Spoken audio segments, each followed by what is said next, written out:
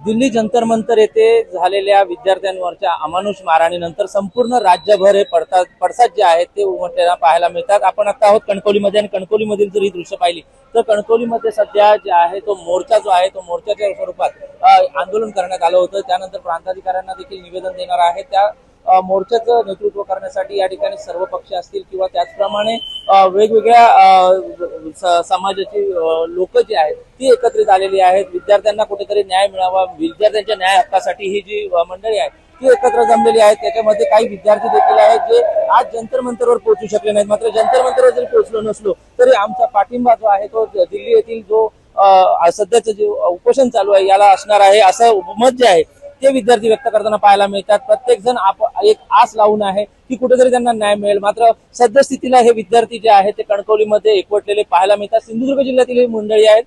मला सांगा नेमका उद्देश काय आहे आपला, नेमका हेतू काय ठेवून आपण देखील या नीटच्या परीक्षेसाठी पात्र होता, मात्र काय वाटतं? मेन मुद्दा हा आहे इथे येण्याचा की विद्यार्थी जिथे जंतर मंतरला काल गेले ते का गेले होते? एक छोटी मागणी होती।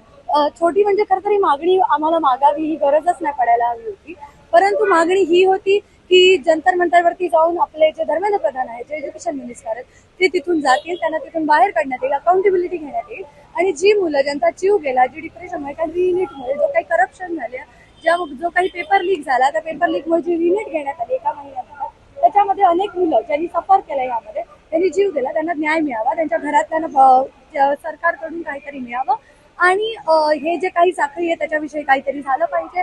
आणि धर्मेंद्र प्रधान, कारण गेल्या अनेक वर्षांमध्ये जवळपास 50 पेक्षा जास्त पेपर लीक झालेले आहेत यापर्यंत। आपण नेतृत्वामध्ये या मोर्चाच्या सहभागी होता, एक विद्यार्थी म्हणून आता पुढची भूमिका आपली काय असणार आहे? माझी तरी पुढची भूमिका अशी आहे की मी नीट करेन असं मला वाटत नाही, कारण एका प्रकारे माझा विश्वास उडालेला आहे। जसं कित्येक जणांचा उडाला, जसे मला कित्येक जण माहीत आहे जे स्वतः नीट देत होते त्यांचा विश्वास उडाला, त्यामुळे नाही। परंतु कदाचित माझी पुढची भूमिका अशी असेल की ह्याच मुद्द्यांवरती आणि अशा अनेक सामाजिक मुद्द्यांविषयी अधिकाधिक चर्चा झाली पाहिजे आणि अधिकाधिक ज्यांचं एज्युकेशन आहे असे मुलं ह्यामध्ये पुढे आली पाहिजेत, असे एक अँटी करप्शन असलेली मुलं पुढे आली पाहिजेत, धर्मनिरपेक्ष समाजवादी मुलं पुढे आली पाहिजेत। म्हणून भारतासाठी काहीतरी करण्यासाठी म्हणून मी पॉलिटिकल सायन्स किंवा अशी काहीतरी डिग्री करण्याचा माझा विचार आहे आणि ह्याच फील्डमध्ये आणि आपल्या सरकारसाठी एक चांगली सिस्टीम येण्यासाठी लढावं असं माझं। निश्चितच मुलांची म्हणणं आहे की हे शिक्षण जे आहे, ज्या ठिकाणी अशा पद्धतीचं करप्शन असेल ते शिक्षण सोडून नेमकं धर्मनिरपेक्ष राज्य होण्यासाठी, देश होण्यासाठी आपण प्रयत्न केला पाहिजे। काही विद्यार्थी देखील अजून आहेत। मला सांग, कशा पद्धतीचं आत्ताचं जे आंदोलन आहे आणि आपण आज जो मोर्चा काढला नेमका उद्देश काय होता?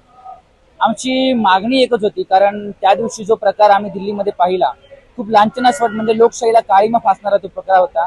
विद्यार्थ्यांनी विद्यार्थ्यांच्या प्रश्नावर लढणं हा जणू काही गुन्हा असल्यासारखं त्या पद्धतीने पोलिसांची वागणूक आणि प्रशासनाची वागणूक दिसलेली आहे। खरं तर नीट परीक्षा, आमची मागणी हीच असणार आहे की नीट परीक्षा ही निव्वळ एका पैसे असणारे वर्ग जो आहे तो देत असतो, त्याच्यामुळे आम्ही अशी मागणी करतो की ती परीक्षा रद्द करा आणि 12वी नंतरच तुम्ही जी आपण मेडिकलसाठी जी परीक्षा घेतो, ज्या अर्थी नीटला अल्टरनेटिव्ह तुम्ही परीक्षा 12वी नंतर घेतली पाहिजे, जी सर्वसामान्य विद्यार्थी देतील। त्याचबरोबर विद्यार्थी म्हणजे नवीन एज्युकेशन पॉलिसीनुसार विद्यार्थी आंदोलन करणं ही त्यांच्यासाठी खूप काहीतरी असं फार मोठा काहीतरी गुन्हा विद्यार्थी करतायत अशी सरकारची भूमिका राहिलेली आहे। त्याच्यामुळे आमच्या विद्यार्थ्यांची लढाई ही कायम निरंतर होत राहील। ही लढाई यापुढे म्हणजे जशी दिल्लीत सुरू आहे, सिंधुदुर्गात होईल आणि महाराष्ट्रभर त्याची पडसाद दिसून येतील। राज्यभरातून संपूर्ण राज्यभरात याचे पडसाद जे आहे ते मोठे आहेत। मात्र मला सांगा, आपल्यासारख्या महिला भगिनींवर देखील तिथे अमानुष मारहाण करण्यात आली, आपण देखील पाहिलं, नेमकं आपल्या भावना काय?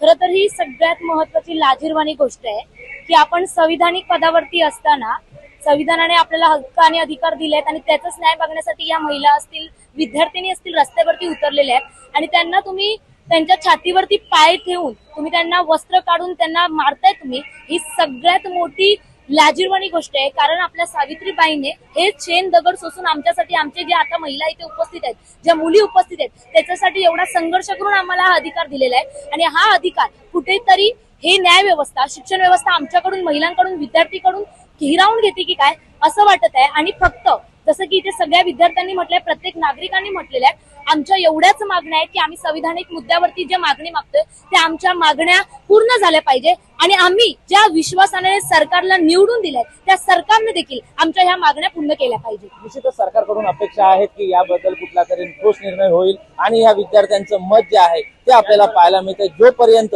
आमच्या मागण्या पूर्ण होत नाही तोपर्यंत या आंदोलनाची दिशा जी आहे ती अशीच चालू राहणार. हे मत जे आहे ते विद्यार्थ्यांनी व्यक्त केलेलं पाहायला मिळतं. मात्र एकीकडे जर पाहिलं तर संपूर्ण राज्यभरात अशाच पद्धतीच्या आंदोलनाची मोर्चाची परिस्थिती जी आहे ती संपूर्ण राज्यभर आपल्याला पाहायला मिळते. आणखी विशाल रोडकर, मराठी, सिंधुदुर्ग.